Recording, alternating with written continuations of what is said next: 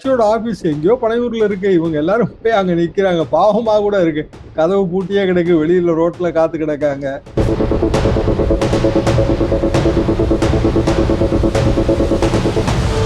இங்க வந்து டோட்டலா புஷி ஆனந்த் கண்ட்ரோல்ல தான் அப்படின்னா தாவேகாங்கிற கட்சி புஷி ஆனந்த் கட்சியா மாறுது. விஜயபாஸ்கரை உள்ள அட்மிட் பண்ணீங்க அப்படின்னா குட்கா புகழ் விஜயபாஸ்கர் அப்படிதான் பேசுவாங்க. இப்ப எல்லாமே முரண் நிலைப்பாடா இருக்கு. அரசியல்ல ஏற்கனவே செல்லாக்காசாகி போனவர்களை எல்லாம் உள்ள விட்டுருக்கீங்க. பழைய பித்தளை, துரு பிடிச்ச இரும்பு. நீங்க கட்சி ஆரம்பிச்சா 2 வருஷம் தாங்க ஆகுது. இங்க சாதனை 20 வருஷ சாதனை நம்ம மினிமம் சொல்ல முடியும். அந்த எல்லா சாதனையுமே உங்க சாதனை மாதிரியே நீங்க பேசுறீங்க.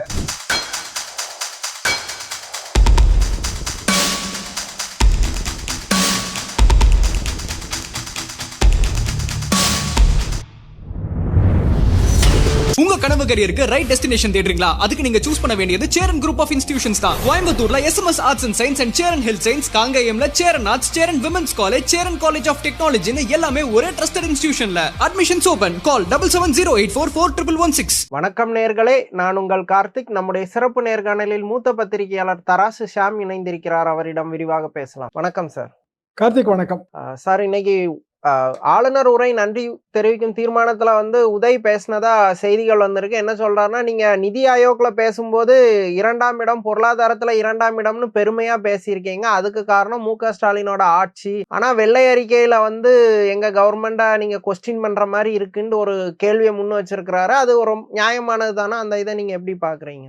வெள்ளை அறிக்கையில நிறைய ஃபிகர்ஸ், ராங் ஃபிகர்ஸுங்க. இப்போ 100 ரூபாய் ஒருத்தரோட வருமானம்னா 145 ரூபாய் கடன் சுமை இருக்கு, 145 ரூபாய் மிதமிஞ்சிய செலவு இருக்குங்கிற ஒரு ஃபிகர் சொன்னார் இல்லைங்களா?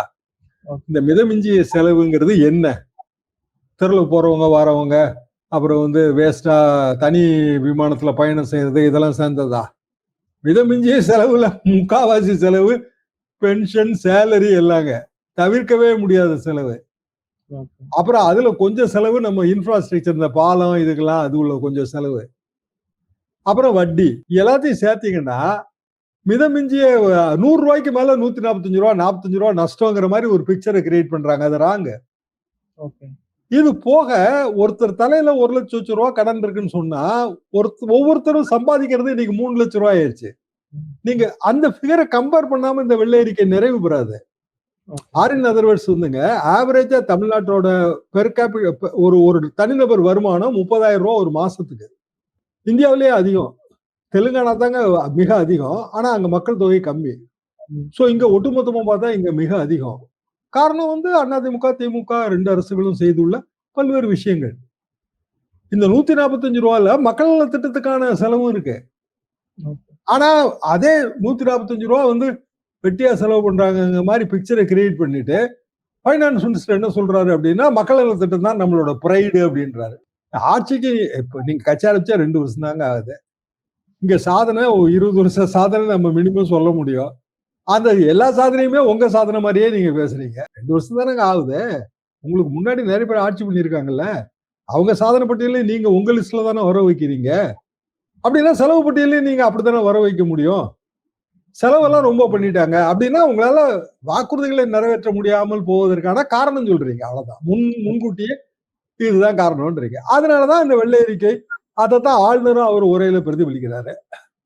ஆளுநர் அப்படியே கமா ஃபுல் ஸ்டாப் மாத்தாம வாசிக்கிறாரு. வாசிச்சுட்டு அதுக்கு ஒரு பாராட்டு வர தெரிவிக்கிறாரு. அப்படின்னா ஆளுநர் உரை என்பதை சட்டமன்றத்துல எதிர்கட்சி தலைவர் மற்றும் பிற தலைவர்கள் எதிர்த்து தானே ஆக வேண்டியது வருது. வேற வழியே இல்லைங்களா? எந்த இடத்துல இது தாவேக அரசின் சாதனையாக 2 வருஷத்துக்கு முன்னாடி கட்சி ஆரம்பிச்சு ஆட்சிக்கு இவ்வளவு நாள் தான் ஆகுது, அதுக்குள்ளேயே தாவேக அரசோட சாதனை பட்டியல எல்லாமே சேர்ந்துருமா? விசில் புரட்சின்னு வேற சொல்றாரு ஆளுநர். அப்படின்னா உதயசூரியன் புரட்சி அப்படின்னு பன்வாரிலால் புரோஹித்தால சொல்ல முடியுமா? இரட்டை இலை புரட்சி அப்படின்னு ஜெயலலிதா காலத்துல சென்னாரெட்டி இவங்களால சொல்லுவாங்களா? விசில் புரட்சினா அது சின்னங்க. தமிழ்நாடு அரசின் சாதனைகள் வேணா சொல்லலாம் ஒட்டு மொத்தமா, அதாவது எல்லா கட்சி ஆட்சியும் சேர்த்து. விசில் புரட்சின்னு சொன்னீங்கன்னா அது விஜயோட சாதனைலாம் ஆகுது. இண்டிவிஜுவல் கட்சி சாதனை மாதிரி ஆகும் அது. கண்டிப்பா. விசில்ங்கிறது என்னங்க? தாவேகோட சின்னம் இல்ல. அப்படின்னா ஒவ்வொரு கட்சியும் அவங்க ஆளுநர் ஒரு இது கை சாதனை, இது தாமரை சாதனை அப்படி சொல்லிட்டு போலாமா? அதை எப்படி எழுதி கொடுத்தாங்க, அதை எப்படி அவர் வாசிக்கிறாருங்கிறது அது எனக்கு புரியவே இல்லை. விசில் புரட்சின்னு சொன்னது ரொம்ப வேடிக்கையா கூட இருந்துச்சு எனக்கு. எப்படிங்க விசில் சின்னங்கிறது கிடைச்சே வந்து ஒரு சில மாதங்கள் ஆகுது. அது வந்து ஒரு தேர்தலில் வெற்றி பெற்றதுனாலே வந்து அந்த சின்னத்தோட அப்படியே தமிழ்நாடு பூரா அதை ஏத்துக்கிட்டதுன்னு அர்த்தமா? ஆளுநர் எப்படி அப்படியான நிலைப்பாடு எடுக்கலாம்? அப்படி எப்படி எழுதி கொடுக்கலாம் அதிகாரிகள்? அப்போ இந்த கேள்விகள் சட்டமன்றத்துல வரும், காரசாரமா இருக்கும். அப்ப லைவா கட் பண்ணிட்டீங்க. அப்ப திமுகவுக்கும் உங்களுக்கு என்ன வித்தியாசம்? திமுகவும் அசௌகரியமான நேரத்துல லைவா கட் பண்ணிடும். சார், நேத்து மூத்த கம்யூனிஸ்ட் தலைவர் மகேந்திரன் போய் தவிகல சேர்ந்திருக்காரு. அதிமுகல இருந்து நிறைய சாரசாரையா போய் டிவிகேல ஜாயின் பண்ணாங்க. மகேந்திரன் மாதிரியான ஒரு பண்பட்ட தலைவர் போய் சேர்ந்திருக்கிறாங்க. இத்தனைக்கும் கம்யூனிஸ்ட் கட்சி கூட்டணியில ஆதரவு கொடுத்திருக்கிறாங்க. அப்படி இருக்கும்போது அவங்கள சேர்த்திருக்கிறாங்க. இது அரசியலா எப்படியான ஒரு விஷயத்தை உருவாக்கும்? மகேந்திரன் சிபிஐல இல்லைங்க, 3 வருஷமா இல்ல அவரு. அதாவது NCBHன்னு இருக்குங்க, நியூ செஞ்சுரி புக் ஹவுஸ்ன்னு பேரு. அதுல புத்தகம் வெளியிடணுங்கிறது எங்களை மாதிரி எல்லா எழுத்தாளர்களோட கனவு. அது வந்து கம்யூனிஸ்ட் இயக்கத்தை சேர்ந்த ஒரு பப்ளிஷிங் ஹவுஸ். மகேந்திரன் வந்து ஒரு காலத்துல தாமரை இதழோட ஆசிரியர்லாம் இருந்தாரு, எனக்கு நல்லாவே தெரியும். அப்புறம் NCBH பொறுப்பாளராகவும் இருந்தாரு. அதுல சில முறைகேடுகள் நடந்ததுன்னு சொல்லி பெரிய பிரச்சனையாகி கட்சியை விட்டு எடுத்துட்டாங்க. அவர் வந்து கட்சியில எந்த பதவியிலையும் கிடையாது, கௌரவ உறுப்பினரா தொடரலாம்னு சொல்லியிருக்காங்க, அவ்வளவுதான். அதாவது தோல்ல ஒரு சோப்பு துண்டு போடுறதுக்கான உரிமை, இதை தாண்டி வேற ஒன்றும் மகேந்திரன்ட்ட கிடையாது. அதனால சிபிஐ கூட்டணி கட்சி அதுல இருந்து ஒருத்தரை வந்து தாவேகா இழுத்துக்கிடுச்சு, அப்படி அதை பார்க்க முடியாது. மகேந்திரன் எப்படி இப்படியான ஒரு நிலைப்பாடு எடுத்தாருன்னு எனக்கு புரியல. கம்யூனிஸ்ட் இயக்கத்துல இருந்துட்டு தாவேகாவுக்கு போறது அப்படிங்கிறது அது அரசியல் ரீதியாக கொஞ்சம் லோயர் ஸ்டெப்பா தாங்க தெரியும். எப்படி போய் இவங்களோட அவரு அரசியல் பண்ண போறாருன்னு எனக்கு உண்மையிலேயே புரியல. ஆனா சிபிஐல அவர் இல்ல. ஆனா விஜய் வந்து கட்சியில சேர்றதுக்கு முன்னாள் அமைச்சர்கள்ல இருந்து யார் வந்தாலுமே விஜய் நேரடியா பாக்குறது இல்ல. புஷிய தான் அதிகபட்சம் பார்த்து கட்சியில சேரக்கூடிய லெவல்ல இருக்கு. விஜய் ஒரு அன்அப்ரோச்சபிள் சோனுக்கு போயிட்டாரா? கட்சிக்கும் எனக்கும் தொடர்பே கிடையாது அப்படிங்கிற லெவலுக்கு அவரு தன்னை டிஸ்கனெக்ட் பண்ணிட்டாரா? அந்த பாயிண்ட்டுமே உண்மையிலேயே புரிய மாட்டேங்குது. ஏன்னா உண்மையிலேயே மாற்று கட்சியில இருந்து பெரியவங்க வந்தாலோ இல்ல சீனியர் லீடர்ஸ் வந்தாலோ பெரும்பாலும் அவங்க வந்து அந்த கட்சி தலைவர் முன்னாடி தான் சேருவாங்க. இப்ப அறிவாலயத்துக்கு நீங்க போனீங்கன்னா ஸ்டாலின் வருவாருங்க. அப்படித்தான் டைமிங் பிக்ஸ் பண்ணுவாங்க. எல்லாமே அப்படித்தான் நடக்கும். இங்க வந்து டோட்டலா புஷி ஆனந்த் கண்ட்ரோல்ல தான் அப்படின்னா தாவேகாங்கிற கட்சி புஷி ஆனந்த் கட்சியா மாறுது. 2 பேரும் கண்ட்ரோல் எடுத்து செய்யற மாதிரி தெரியுது. விஜய் பவர் சென்டரே இல்ல இருக்காதுன்னாரு. ஆனா கட்சிக்கான பவர் சென்டர் ஆனந்தா தெரியுறாரு, அரசியல் பவர் சென்டர் வந்து ஆதவா தெரியுறாரு. ஏன்னா திமுகவுக்கு எதிராக அதை வந்து ஆதவ் கையில அந்த துறையை கொடுத்துட்டாங்க. கட்சியில யாராவது சேரணும்னு நினைச்சா ஆனந்த் கையில அந்த அதை கொடுத்துட்ட மாதிரி தான் தெரியுது. ஏன்னா இன்னும் சொல்ல போனாங்க, ஒரு கட்சியோட ஆபீஸ் எங்கேயோ பனையூர்ல இருக்கு, இவங்க எல்லாரும் போய் அங்க நிக்கிறாங்க, பாவமா கூட இருக்கு, கதவு பூட்டியே கிடக்கு, வெளியில ரோட்ல காத்து கிடக்காங்க. அப்படியான ஒரு பெரிய தேவை இதுல என்னன்னு எனக்கு புரியல. இல்ல தாவேகால சேர்ந்த உடனே அவங்களுக்கு எல்லாம் டிக்கெட் கொடுத்து அவங்களெல்லாம் ஜெயிக்க வச்சிட போறாங்களா? அங்கேயே ஏராளமான இளைஞர்கள் இருக்காங்க. அவங்க எல்லாரும் அரசியலுக்கு புதுசா வந்து அரசியல்ல சாதிக்கலாம், நமக்கு வந்து நாளைக்கு எதிர்காலம் இருக்கும்னு நினைச்சுதான் தாவேகாலே இருக்கிறாங்க. இப்ப இந்த மதிமுக 2 எம்எல்ஏக்களும் போயிடுவாங்க போலதான் தெரியுது. அப்ப போனா வந்து அவங்கவுங்களுக்கு அந்தந்த தொகுதியில அவங்க டிக்கெட் கேட்பாங்க. அப்ப தாவேகா இளைஞர்களோட கதி என்னன்னு புரியல. இப்படி ரைட் அண்ட் லெப்ட் யாரு வந்தாலும் அட்மிட் பண்ணிக்கிறது அப்படிங்கிற ஒரு முடிவுக்கு தாவேகா போக வேண்டிய அவசியம் என்ன? அவங்க கூட்டணி இல்லாம அவங்க கணிசமான வெற்றி பெற்றிருக்காங்க, குறிப்பிடத்தகுந்த வெற்றிங்க. அது சமீபத்துல எனக்கு தெரிந்து என் நினைவு கட்டிய தமிழ்நாடு வரலாற்றுல இப்படியான ஒரு வெற்றி வந்தது இல்ல. வெற்றி கிடைக்காதுன்னு தான் நான் நினைச்சேன். ஆனா 107 தொகுதி 108 தொகுதி திருச்சி கிழக்கையும் சேர்த்தா 108 சாதாரண வெற்றி இல்லைங்க. அப்ப தனியா ஒரு விஜய் அவரோட சின்ன விசில் அது எல்லாமே ரீச் ஆயிருக்கு. எப்படி புது சின்னம் ரீச் ஆகும் அந்த கேள்விக்கெல்லாம் இப்ப இடமே இல்லை. அதுவே பெரிய வெற்றியாச்சே, எதுக்கு இவங்களெல்லாம் சேர்க்கணும்? அப்ப கான்பிடன்ஸ் ஏதாவது குறையுதா? அப்ப உள்ளாட்சி தேர்தலில் வந்து இதை வச்சுட்டு வெற்றி பெற முடியாதுன்னு நினைக்கிறாரா? ஏன்னா எம்எல்ஏ தொகுதிங்கும் போது பெரிய தொகுதிங்க, ஒரு சின்ன வந்து போய் சேர்ந்துரும். லோக்கல் பாடினா கேண்டிடேட் ரொம்ப முக்கியம் ஆயிரும். எம்எல்ஏக்கு கேண்டிடேட் உண்மையிலே நிறைய கேண்டிடேட்டா யாருக்குமே தெரியாது. ஆனா லோக்கல் பாடி அப்படி இல்லை.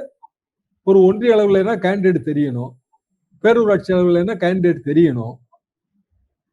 அப்போ தெரியாத கேண்டிடேட்னா நம்ம தோத்துருவோம். உள்ளாட்சி தேர்தலில் தோத்தா நம்ம சட்டமன்ற தேர்தலில் பெற்ற வெற்றியே அர்த்தமற்றதாக கேள்விக்குறியாகும் அப்படின்ட்டு அரசியல் பயம் இருக்கும்னு எனக்கு ஒரு சந்தேகங்க. லோக்கல் பாடிக்கு தான் இப்ப அந்த ப்ரிப்பரேஷன் நடக்குதுன்னு புரிஞ்சுக்கலாம். ஏன்னா ஆத வேற சவால் விட்டுருந்தாரு. இல்ல நீங்க சொல்ற சரிதான். லோக்கல் பாடி அதற்கான சவாலாகத்தான் இந்த கட்சி மாற்றங்களை நம்ம புரிந்து கொள்ள முடியும். ஏன்னா அதிமுகல இருந்து போன பெரும்பாலானோர் முன்னாள் எம்எல்ஏக்கள், முன்னாள் அமைச்சர்கள். அதிமுகல எம்எல்ஏவா இருந்து ரிசைன் பண்ணிட்டு போய் சேர்ந்திருக்கிறவங்க இன்னும் மதிமுகல இருந்து போறாங்கன்னு தான் பேச்சு அடிபடுது. இன்னும் கூட கொஞ்சம் பேர் போறதுக்கான வாய்ப்பு இருக்கு. இந்த விஜயபாஸ்கர் ரிசைன் பண்ணி வச்சிருக்காரு.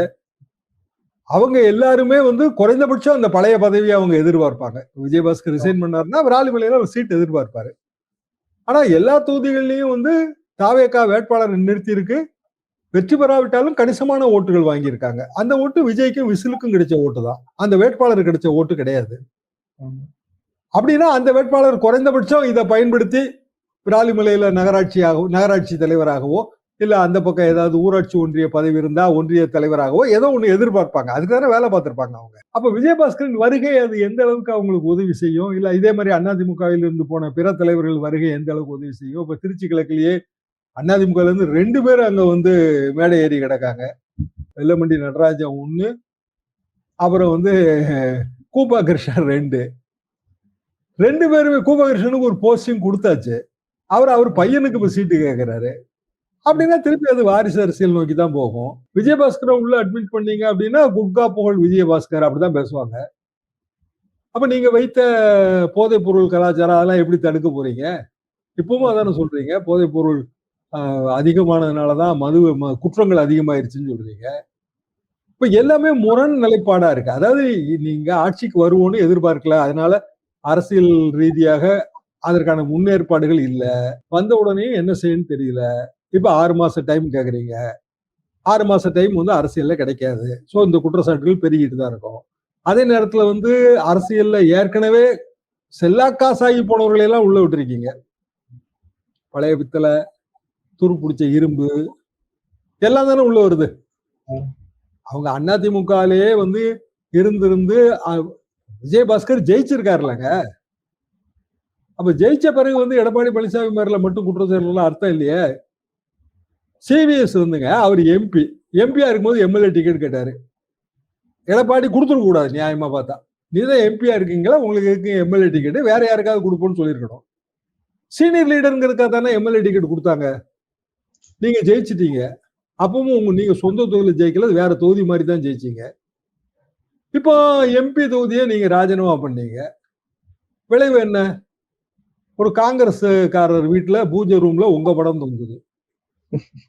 அவரு தானே யோகம். அவர் கனவுல கூட நினைச்சிருக்க மாட்டார்ல எம்பி ஆகும்னு. அப்ப பிரவீன் சக்கரவர்த்தி வழிபடும் நபராக சிவி சண்முகம் மாறி இருக்காரு. யாருக்கு நஷ்டம்? அதிமுகவுக்கு நஷ்டம். அப்புறம் இப்ப சிவிஎஸ் எடப்பாடி பேர்ல மட்டும் குற்றச்சாட்டுல என்ன அர்த்தம் இருக்கு? அதிமுகவை நீங்க வீக்கெண்ட் பண்றீங்களா? ஒரு பக்கம் எம்ஜிஆர் ஜெயலலிதான்னு புகழ் பாடுறீங்க, ஆனா அதே நேரத்துல அவங்கள பலவீனப்படுத்துற முயற்சிக்கு போறீங்க. சரி, உங்களை சேர்க்கறதுனால தாவேக்காக என்ன லாபம்? ஏடிஎம்கேவோட ரிப்ளிகாவா மாறுதா சார்? அவங்க திமுகவுக்கு தானங்க அது லாபம். சரி, அதிமுக தானே இருக்கும். 2 எம்எல்ஏ 4 எம்எல்ஏ இருந்தாலும் அதிமுகவும் ரெட்டையிலையும் இருக்குமா இருக்காதா? இருக்கும். அப்ப எடப்பாடி பழனிசாமியோட கடைசியில ஏதோ ஒரு 30 எம்எல்ஏவாவது மிஞ்சதான் செய்வாங்க. அவ்வளவு பேரும் போயிட்டா கூட. அப்ப அதிமுகங்கிற கட்சி இருக்கும், ரெட்டையில இருக்கும், ஏஃபார்ம் பிஃபார்ம்ல கையெழுத்து போடுற உரிமை இருக்கும், பலவீனப்பட்டிருக்கும். அதுக்காக அரசியல் விட்டு போயிருவாரு அவரு? இல்ல, 10% ஓட்டு வாங்க அரசியல தானே அங்க இருப்பாரு. இங்கதான் 10,000 கோடி ரூபாய் சொத்து இருக்க, எங்க இருந்து போக முடியும்? அப்ப அவரு ஒரு 4 கேண்டிடேட் போடத்தான் செய்வாரு. 234 தொகுதியிலும் கேண்டிடேட் போடுவாரு. தாவேகாவும் போடும். தாவேகா என்ன சொல்லுவோம்? நாங்க தான் புது அதிமுகன்னு சொல்லும்.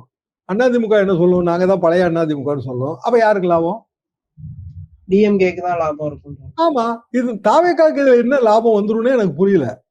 இவங்க எல்லாருமே ஒண்ணு அதிமுக தோத்து போனவங்களா இருப்பாங்க, இல்ல அதிமுக பேர சொல்லி ஜெயிச்சுட்டு இப்ப ரிசைன் பண்ணவங்களா இருப்பாங்க. இது 2 தரப்புமே வயசுன்னு பாத்தீங்கன்னா எல்லாமே boomers, fathers and grandfathers. தாவேகான்னு பாத்தீங்கன்னா எல்லாருமே யங்ஸ்டர்ஸ், அதாவது ஜென்ஸீஸ், ரீல்ஸ் அண்ட் ஷார்ட்ஸ் யுகத்துல இருந்து வராங்க.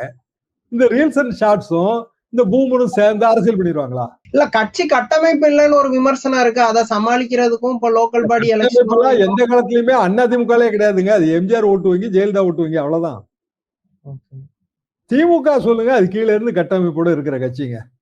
அதனாலதான் அந்த கட்சிக்குள்ள சீனியர்களை வெளியில அனுப்ப முடியல. சரி, திமுக தோத்துருச்சு.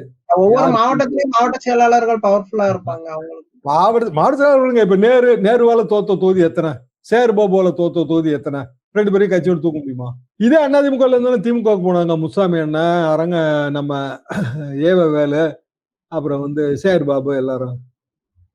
அவங்க 2006ல ஏன்னா 20 வருஷத்துக்கு முந்தி போனவங்க. அடிப்படையில ஒரு கட்சியில இருந்து இன்னொரு கட்சிக்கு போனா எல்லாரும் அவங்களோடயே ஒரு டீமையும் கூட்டிட்டு தான் போவாங்க. உடுமலை ராதாகிருஷ்ணன் போயிருக்காருங்க. அங்க என்ன சொல்றாங்கன்னா, அவரோட பழைய டீம் அப்படியே அங்க கொண்டு போய் விட்டுருக்காரு. பூரா ஒரே சண்டையா தாங்க கிடக்கு. தாவேகாவோட லோக்கல் டீமுக்கும் உடுமலை ராதாகிருஷ்ணனோட அது ஓல்டு அதிமுக டீமுக்கும் நியூ அதிமுக டீமுக்கும் சண்டை நடக்குங்கன்றாங்க. என்ன பயன்? தமிழ்நாடு அரசியல் குறித்து பல விஷயங்களை விரிவா பேசுனீங்க. ரொம்ப நன்றி.